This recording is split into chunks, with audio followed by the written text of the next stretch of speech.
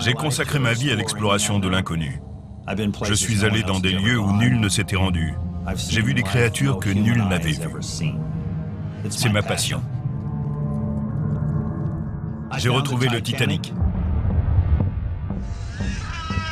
Bon sang, on a réussi! J'ai survécu à des pressions extrêmes et aux pires tempêtes. Après 50 années passées en mer, les profondeurs me fascinent comme au premier jour. Vous savez quelle est ma plus importante découverte? Celle qui m'attend. Je suis Robert Ballard. Suivez-moi dans les profondeurs.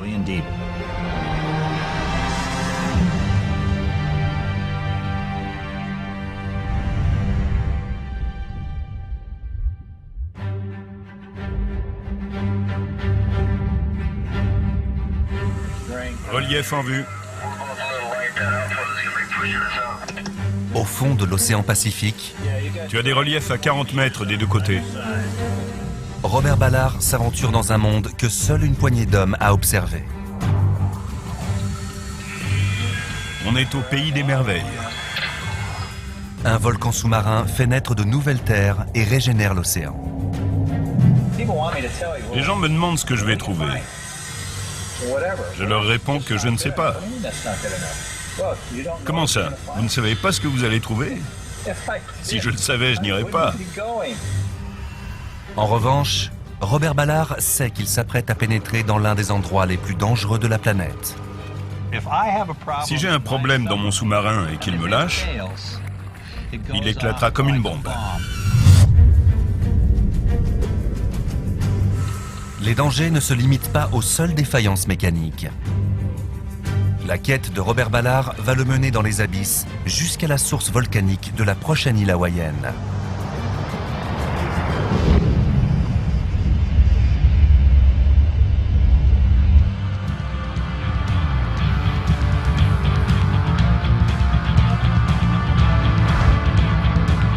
Le volcan se trouve dans les profondeurs du Pacifique. Mais son voyage commence en surface, sur les épaules de son grand frère.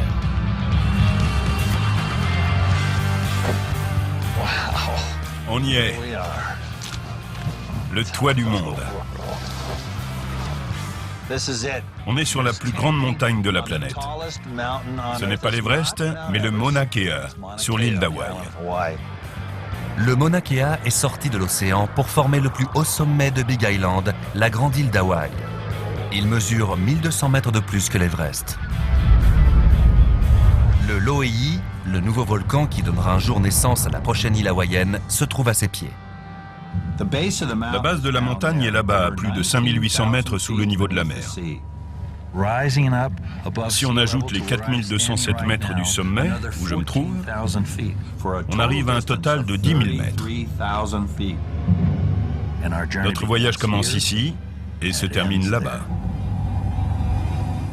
C'est un immense volcan en activité, mais sa base se trouve au fond de la mer. C'est là que je veux aller. Pendant que Ballard étudie le sommet, son équipe à Oahu prépare la partie sous-marine de l'expédition.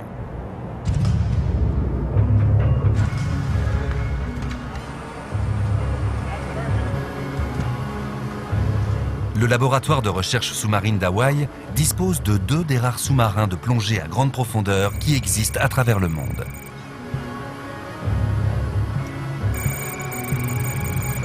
Ils ont été construits dans les années 1970, à l'époque de la guerre froide. Récemment, ils ont été remis à neuf et équipés pour filmer en HD.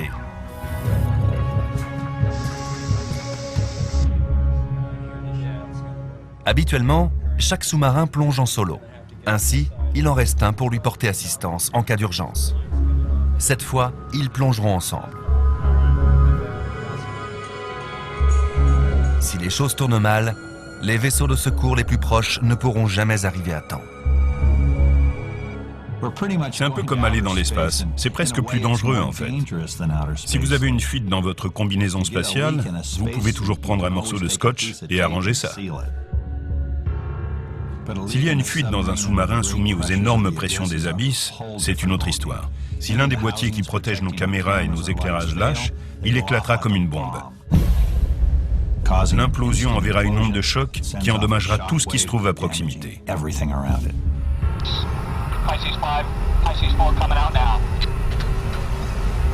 Un trou gros comme une tête d'épingle suffirait à provoquer une catastrophe. À chaque plongée, tous les équipements sont mis à l'épreuve par les gigantesques pressions qui sont à l'affût du moindre point faible.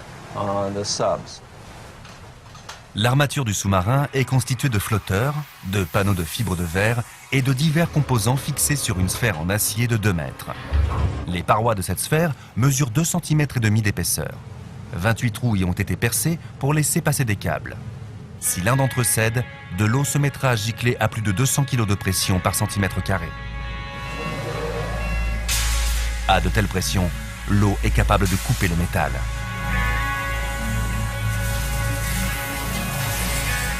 Au cours d'une plongée, elle pourrait mettre le sous-marin en miettes. Surface de balayage 300 mètres. Balayage à 300 mètres. Sondage à 402 mètres. Après chaque révision annuelle, les sous-marins doivent être certifiés conformes et les pilotes leur font effectuer leur première plongée. De mon point de vue, c'est la plus dangereuse de l'année.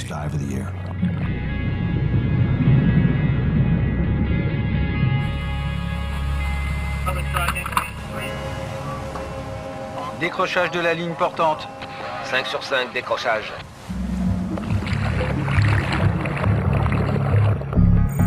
Flotteur à distance, paré à plonger. 5 sur 5, flotteur à distance, décrochage effectué, on plonge. Cette année, la première plongée a 3 objectifs. Tester la coque à 400 mètres de profondeur, évaluer les systèmes de navigation sonar en localisant un sous-marin japonais de la Seconde Guerre mondiale et s'entraîner aux communications et aux manœuvres délicates des plongées à 2 sous-marins. Paré à plonger. Flotteur à distance, paré à plonger. Pas ici, 5 en attente.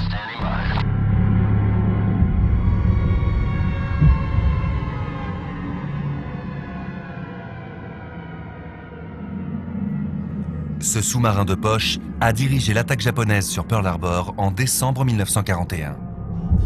Le vaisseau et ses 2 occupants ont été coulés d'un seul coup de canon par l'USS Word 1 heure avant le début des hostilités.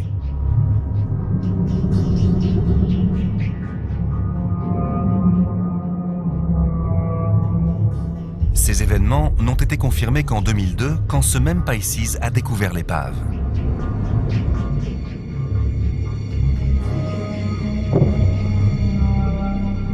Le point d'impact est encore visible juste en dessous du kiosque. Ce tir fatal a été le premier de la Seconde Guerre mondiale côté américain. Il rappelle à quel point la moindre perforation peut être dévastatrice.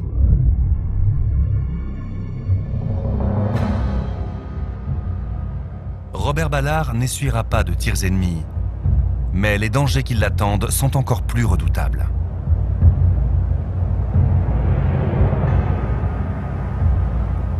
Pour observer les processus volcaniques qui ont façonné Hawaï, il va descendre dans un chaudron de feu.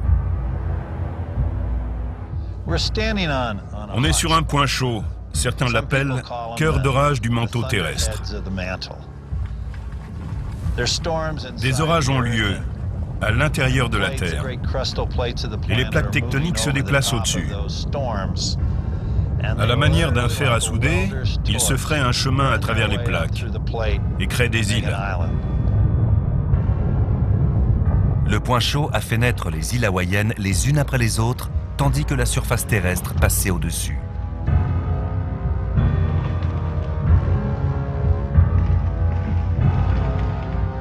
L'activité est incessante.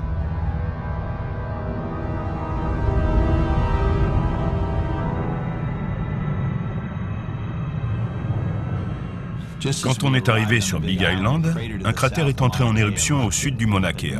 La nuit, ça éclairait tout le ciel. La même chose a lieu sous la mer, et c'est en train de créer une nouvelle île. Cette future île a été baptisée Lo'i. c'est la destination de Robert Ballard.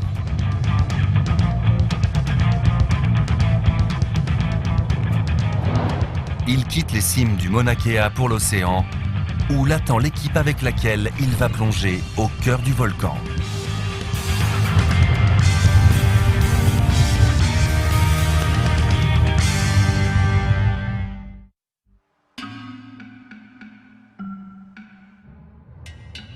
En route, Robert Ballard a l'occasion d'observer l'évolution des îles volcaniques.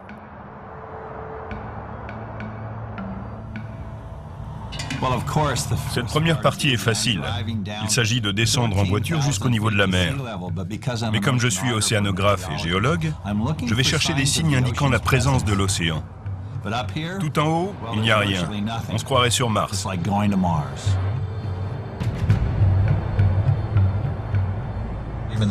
Même l'océan est incapable d'y créer une biosphère. Il n'y a que des cailloux.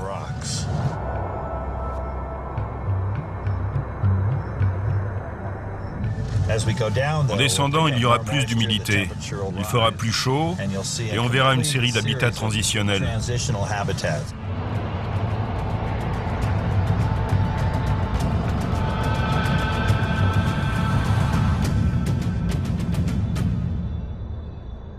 Pendant qu'il descend de la montagne, son équipe remonte en surface après une première plongée réussie. Pisces 4, remontez le panier. Entendu. Ils doivent maintenant mettre le cap sur Big Island pour effectuer le deuxième test, une plongée plus profonde le long des flancs sous-marins du Mauna Kea. Pisces 4, en place sur le pont.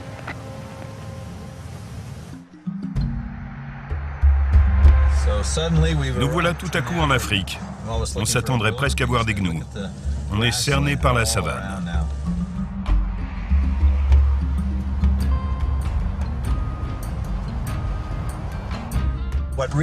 Ce qui fait la spécificité de notre planète, c'est qu'elle est à 72% couverte par la mer. C'est de cette humidité que vient la diversité des formes de vie terrestre. Sans les océans, ce serait comme Mars.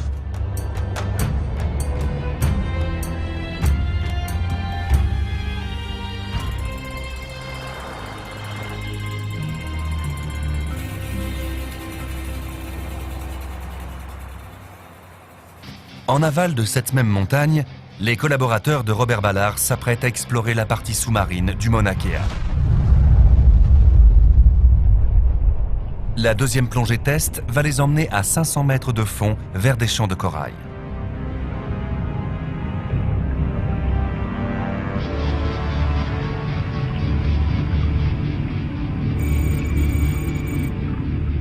À Hawaï, la majorité des formes de vie, qu'elles soient marines ou terrestres, se développent près de la surface de l'océan. En s'éloignant du niveau de la mer, le sol devient plus stérile. Pourtant, malgré la quasi-obscurité qui règne ici, il y a de la vie.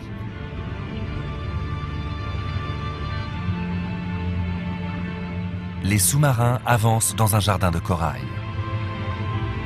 De tous les êtres vivants que compte la planète, ce sont ceux qui vivent le plus longtemps. Beaucoup ont près de 5000 ans.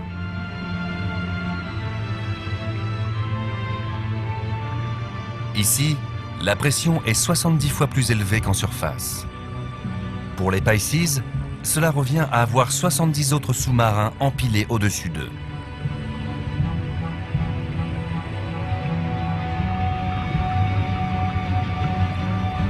Même les sous-marins nucléaires d'attaque risqueraient de céder à de telles profondeurs.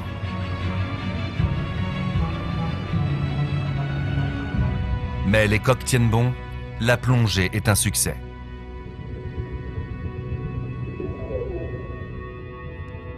Ce sera la dernière avant qu'il n'emmène Robert Ballard à 1000 mètres de fond, à l'intérieur du volcan Loihi.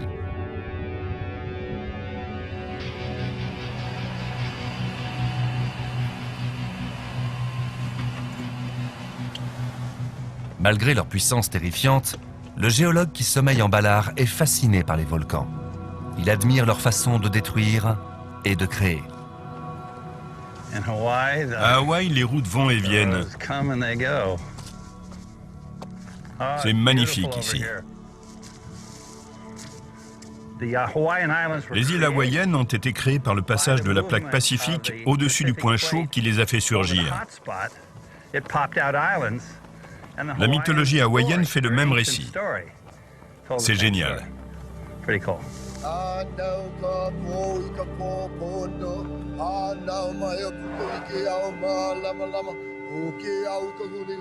Dans la mythologie hawaïenne, la création s'est faite par le feu, les éclairs, les volcans et l'océan. Elle lie les Hawaïens à la mer.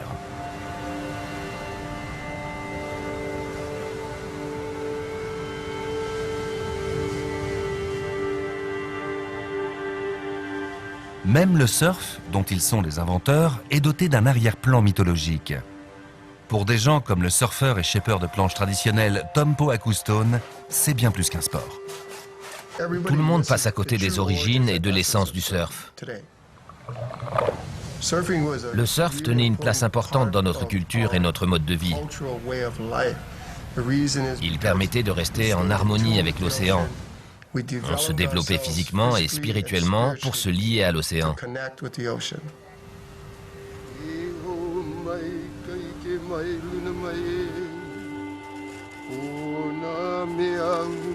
Les rites ancestraux permettaient aussi de se connecter à la terre. En étudiant l'histoire hawaïenne, Tom a découvert que son peuple surfait sur les volcans. Les Hawaïens faisaient du body surf sur les pentes de lave sculptées sur les montagnes. Ce n'est qu'une façon différente de surfer. On recrée l'idée d'une coulée de lave en fusion, on se hisse dessus et on surfe.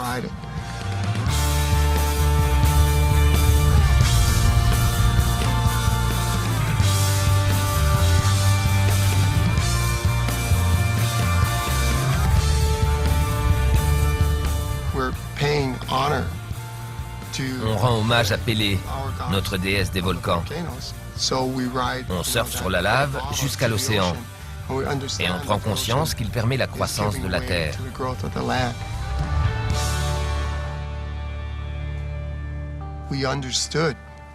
On avait compris que les îles naissaient de cette façon.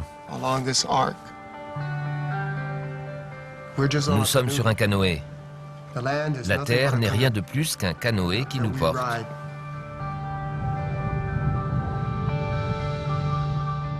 Le prochain canoë, l'Oihi, est encore en ébullition sous les vagues.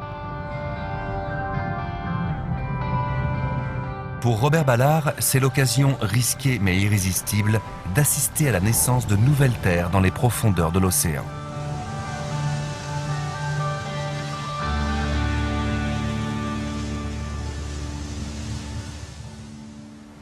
Les essais terminés, l'équipe de plongée quitte la base de Mauna Kea pour se rendre au point de déploiement sous-marin qui surplombe le Lo'ihi.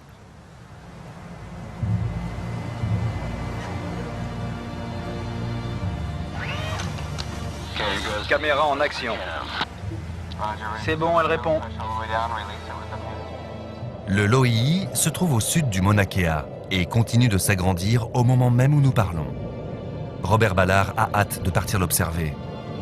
Peu importe les 1000 mètres de pénombre, les énormes pressions et les hasards sismiques, à ses yeux, le jeu en vaut la chandelle. Il ne comprend pas pourquoi son enthousiasme est aussi peu partagé. L'idée de descendre là-bas me galvanise.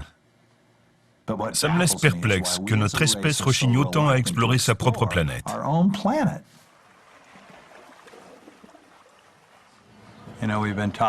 On a été élevé dans l'idée que le salut était dans les cieux, qu'à notre mort on irait au ciel et que sous nos pieds c'était l'enfer. Je pense que les gens sont profondément effrayés par les profondeurs.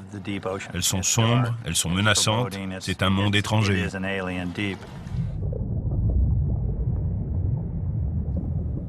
Et pour ceux qui n'ont pas cette peur, les difficultés n'en subsistent pas moins.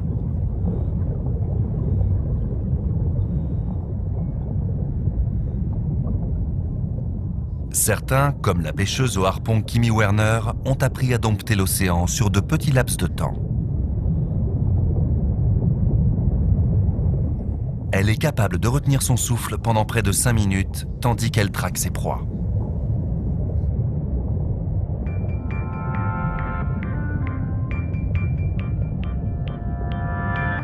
Elle reste immobile dans l'eau en combattant les réflexes respiratoires de son corps et attend que les poissons arrivent à sa portée.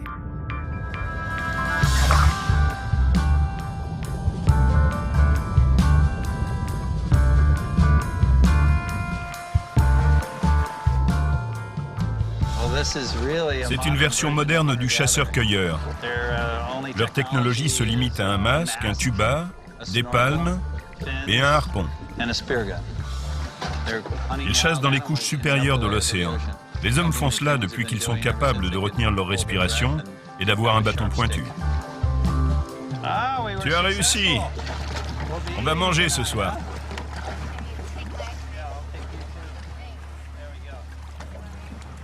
La plongée avec bouteille permet de partir plus loin et plus longtemps. Mais là aussi, il y a des limites. Des mélanges gazeux spéciaux et un équipement high-tech permettent de descendre à plus de 70 mètres. Mais plus une plongée est profonde, plus le temps imparti est court.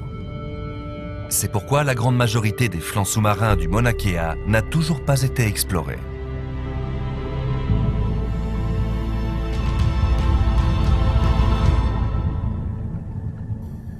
Si nous voulons vraiment explorer l'océan, et nous le devons, il faut l'aborder comme les Hawaïens. Ils sont totalement en prise avec la mer.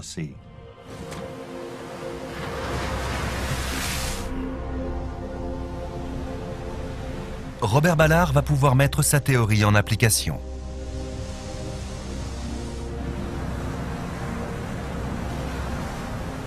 Son exploration est imminente. Tous les tests ont été effectués et les sous-marins vont pouvoir entamer leur descente de 1000 mètres vers la bouche du Lo'ii. Un voyage au cœur de l'inconnu les attend.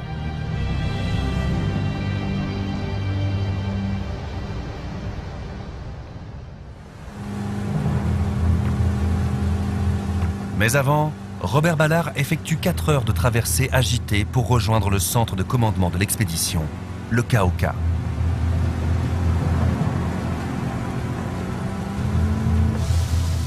Le sommet volcanique du Lo'ii se trouve à près d'1 kilomètre sous sa proue. Pour la toute première fois, 2 sous-marins vont descendre vers le cratère le plus actif du Lo'ii. Le secteur est agité par des séismes, des glissements de terrain et des éruptions. Le moment tant attendu arrive enfin. Ça va? Max Kramer. Enchanté. Prêt à jouer les géologues? Oui. Super. Vous l'avez fait. Vous avez déjà plongé là-bas, mais jamais dans cette configuration.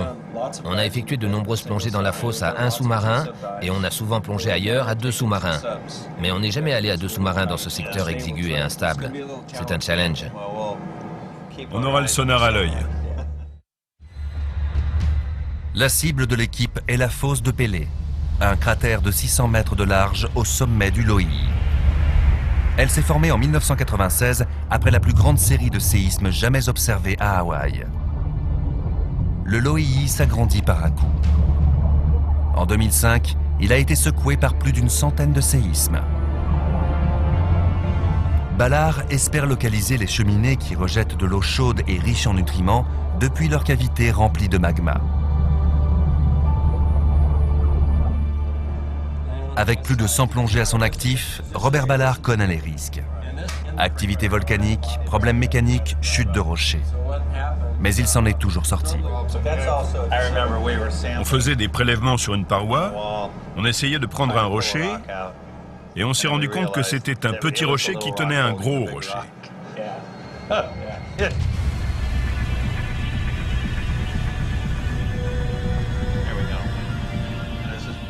Après le briefing, ils prennent le petit déjeuner, mais sans boisson.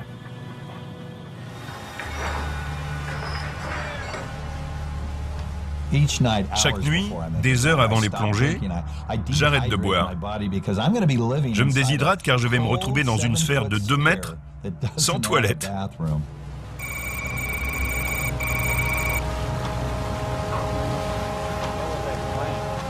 Tracking range 200 meters. Tracking surface, roger, range 200 meters. Il y a toujours une part de risque quand un humain monte dans un sous-marin. À cela, il faut ajouter les dangers liés à une opération à 2 véhicules. Ensuite, il y a le fait de se rendre dans un volcan en activité où des éboulements se sont produits, ce qui augmente encore les risques. Et pour couronner le tout, il y a les cheminées hydrothermales.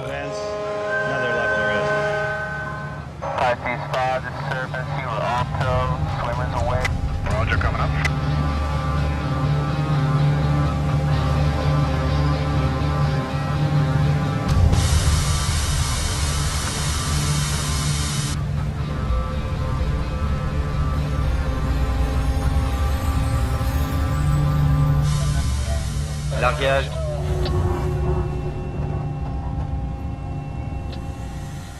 C'est parti. Ils vont nous lâcher et on va ballaster. Les premiers mètres de descente sont les plus désagréables.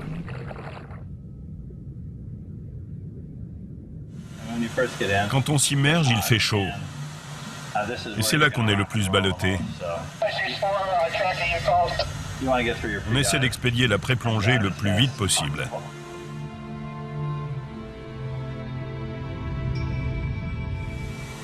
On part au bureau.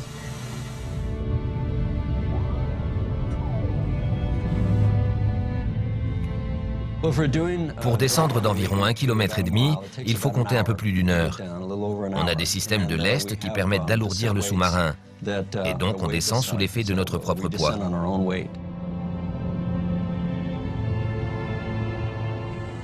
On est en chute libre, on ne peut pas se propulser vers le fond et utiliser trop d'énergie.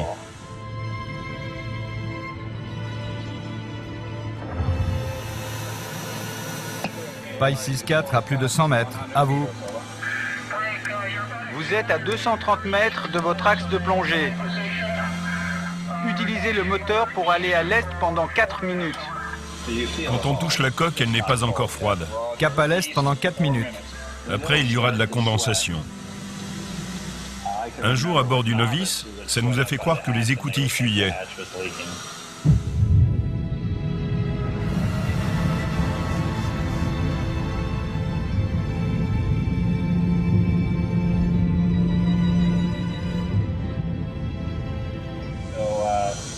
On entre dans le monde de l'obscurité perpétuelle. La majeure partie de notre planète s'y trouve. Je le connais un peu.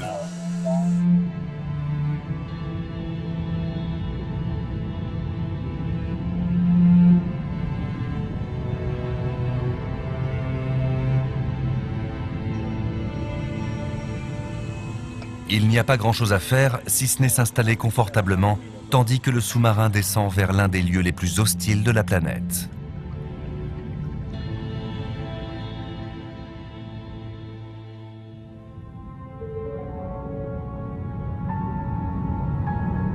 À près de 1000 mètres de fond, Robert Ballard pose enfin le regard sur les flancs du Lo'i. L'aigle s'est posé. Le paille 6-4 est au fond. Les flancs sont couverts de lave en coussin qui a suinté hors du sol comme du dentifrice.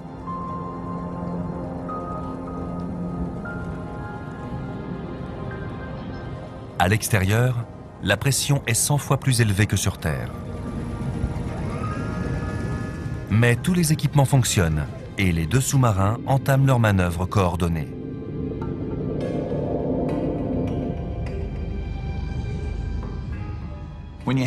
Quand 2 sous-marins plongent ensemble, il faut en permanence savoir où l'autre se trouve.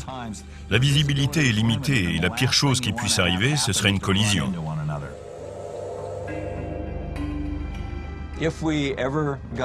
Si on se perd de vue, avec un sous-marin en retrait que l'autre ne voit plus, on court le risque de se toucher et de s'accrocher, ou alors d'endommager nos propulseurs ou d'autres composants. Une fois en formation, les 2 vaisseaux remontent le long de la pente en direction du cratère.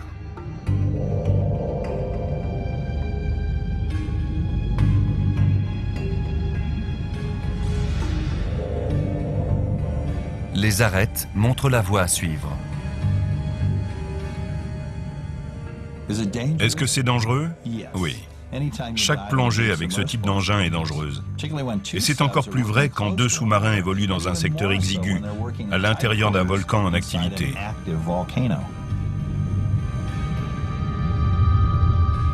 Pour descendre dans le cratère, ils doivent viser une étroite embouchure de 80 mètres. Le simple fait d'effleurer les parois pourrait déclencher un éboulement. Le souffle des propulseurs peut suffire à provoquer un glissement de terrain. Ça nous est déjà arrivé. On se retrouve avec de gros nuages de sédiments et on entend l'éboulement qui n'en finit plus. Soudain, le Pisces 4 perd le contact sonar avec les parois. On a perdu le terrain. Il faut comprendre pourquoi. Puis, ce sont les deux sous-marins qui perdent le contact visuel. Le sous-marin de tête essayait de jauger la distance des parois pour pouvoir se replacer au centre. Et le deuxième sous-marin a perdu le contact. Dans ce genre de cas, c'est très difficile de le rétablir.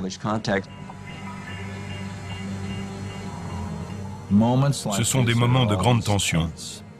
Vous ne pouvez pas le voir, lui non plus. Vous regardez le sonar et il est à quelques mètres. C'est exactement ce qui se passe. Par un pur coup du hasard, le Pisces 5 réapparaît soudain. Il est devant nous. C'est lui qui est en première ligne maintenant. On n'a plus qu'à le suivre. Il ouvre la voie. Il se tape tout le boulot.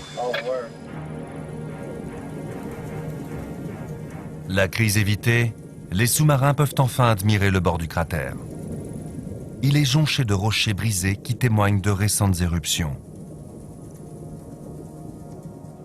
Je me suis pris à imaginer à quoi ça ressemblerait si le volcan entrait soudain en éruption. Car c'est déjà arrivé.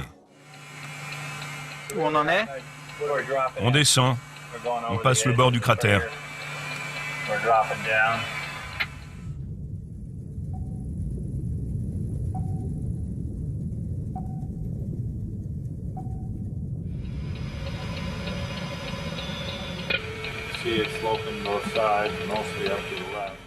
L'eau n'est pas trouble, mais la visibilité est limitée par la portée des éclairages.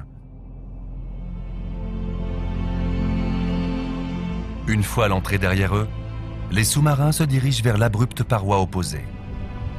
Robert Ballard espère y trouver des cheminées hydrothermales en activité. Il n'y a rien autour. On est au pays des merveilles. On n'a rien au sonar.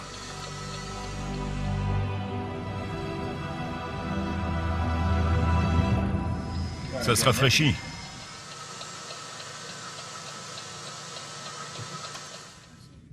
Pendant la lente avancée, l'équipage prend une collation. Un sandwich au beurre de cacahuète suffit à mon bonheur. M&M's? Mais très vite, ils se retrouvent face à la paroi.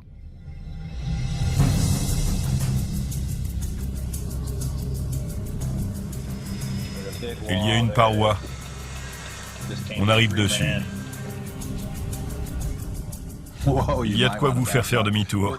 On se déplaçait le long de cette paroi verticale à la recherche d'eau chaude, et juste en dessous des coulées solidifiées, il y avait de la lave en fusion à 1200 degrés. Les sous-marins flirtent avec la roche instable.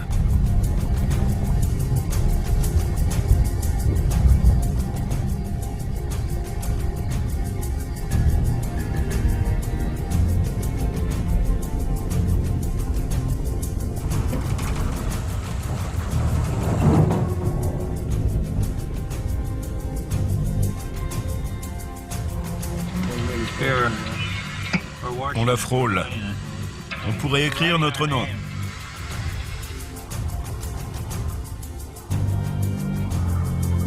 Alors que les sous-marins caressent les contours de la paroi, un grand rocher en surplomb leur bloque le passage. Il y a une cime en face de nous.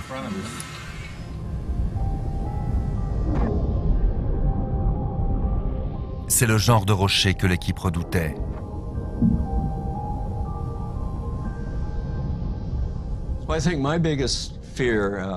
Ma plus grande crainte, c'est qu'un de ces gros rochers tombe sur un sous-marin et le cloue au fond.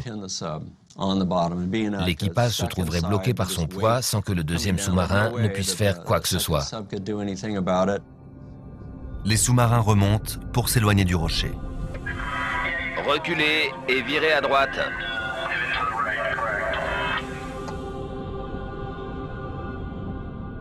Leur nouvel itinéraire les emmène vers un escarpement de lave figée. En bon géologue, Robert Ballard est aux anges. C'est génial, vraiment.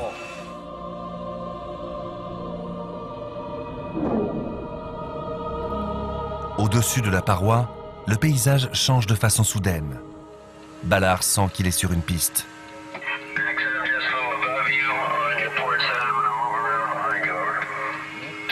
On ne doit pas être loin.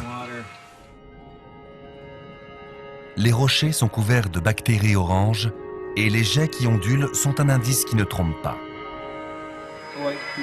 Tu as vu ça, juste en face de nous? On dirait un jet qui miroite. Le miroitement indique que l'eau est chaude. Sous la croûte, elle est chauffée par le magma.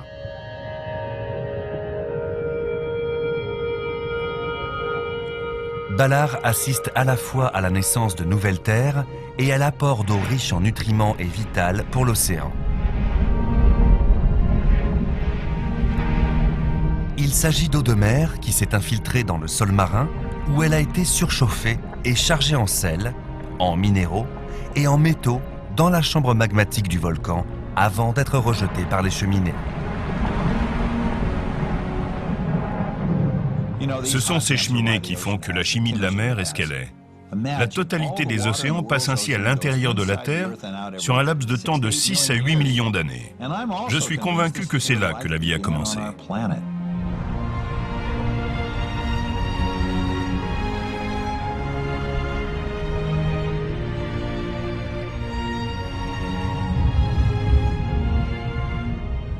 Il y en a des milliers dans les océans, des milliers et des milliers de chambres magmatiques.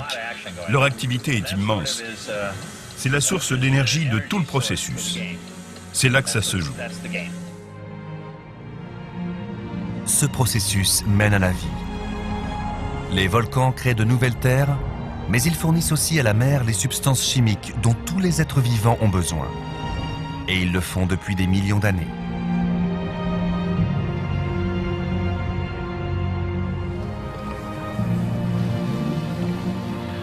Robert Ballard a brièvement mis en lumière le Loihi et les processus qui assurent la vitalité de notre planète. Mais avant de mettre un terme à l'expédition, il a une dernière mission à accomplir.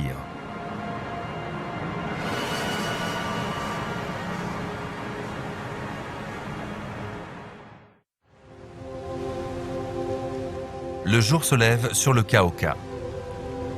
Les sous-marins sont au hangar, l'équipe se repose, mais son travail n'est pas terminé. Le navire se dirige vers le sud et le point le plus profond du Loihi. Ballard a observé la géologie du volcan. À présent, il veut en savoir plus sur les formes de vie qui l'habitent, hors de portée des Pisces. C'est fou, non? Tous les jours, des gens vont à 6000 mètres dans les airs, alors que seule une poignée d'hommes sont allés aussi loin sous la mer. Robert Ballard ne pourra pas descendre lui-même au fond du Loihi, mais il dispose d'une sonde capable de le faire à sa place. Il s'agit d'une caméra spécialement conçue pour filmer à n'importe quelle profondeur.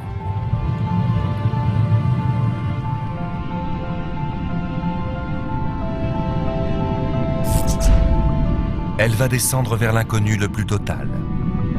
Un univers obscur, glacial et aussi étranger à l'homme que l'espace.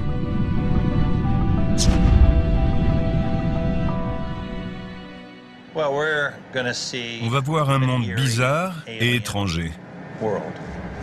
Ça ressemblera à la Lune, mais la différence, c'est qu'il y aura de la vie.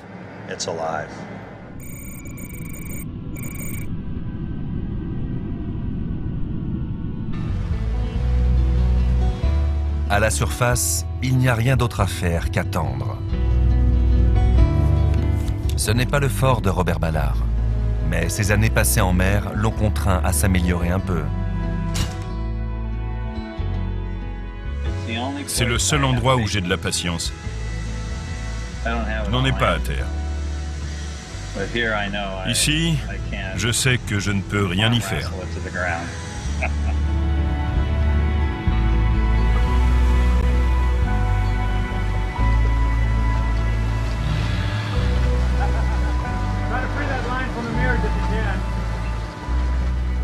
La sonde remonte avec les premières images de ce monde mystérieux.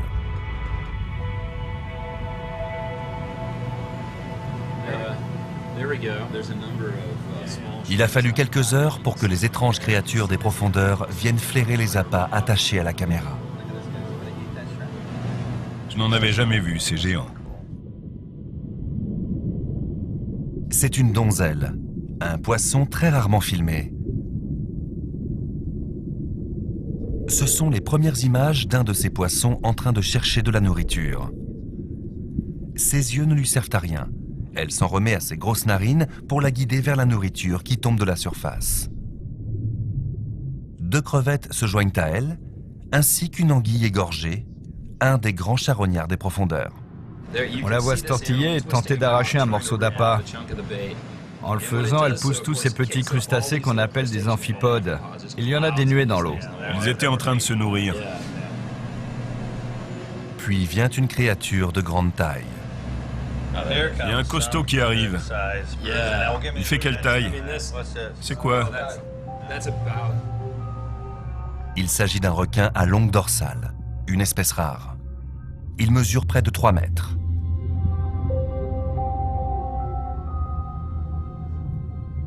Il rôde au fond des abysses où il se nourrit d'anguilles et d'autres poissons. Il est au sommet de la chaîne alimentaire de ce monde aux ressources éparpillées.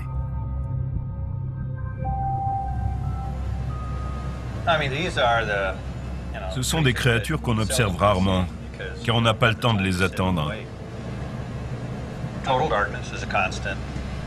Le noir total est une constante. Les températures sont proches de zéro et l'écosystème est toujours le même. C'est sans doute le plus grand de la planète. C'est l'un des plus grands réservoirs de biomasse de la planète. Ça ne donne pas envie d'être inhumé en mer.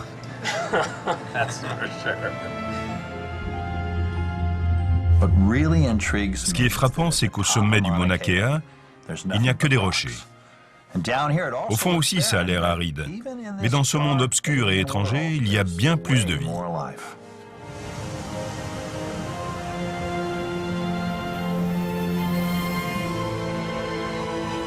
L'expédition a levé une petite partie du voile qui recouvre les relations entre volcans et océans.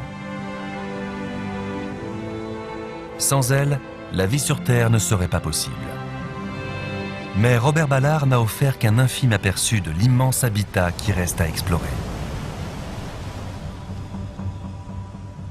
Il faudra explorer ces profondeurs dans l'avenir.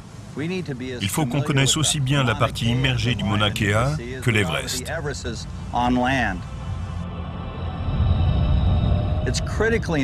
C'est capital de comprendre les processus à l'œuvre dans les profondeurs, si nous voulons protéger et, à l'occasion, utiliser leurs ressources.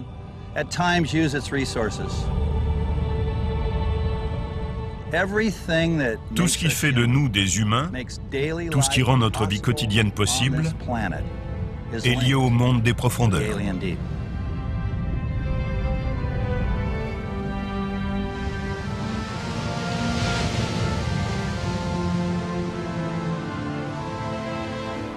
Pour Robert Ballard, ce sera le prochain défi. Un monde magique et luxuriant qui ne demande qu'à être exploré.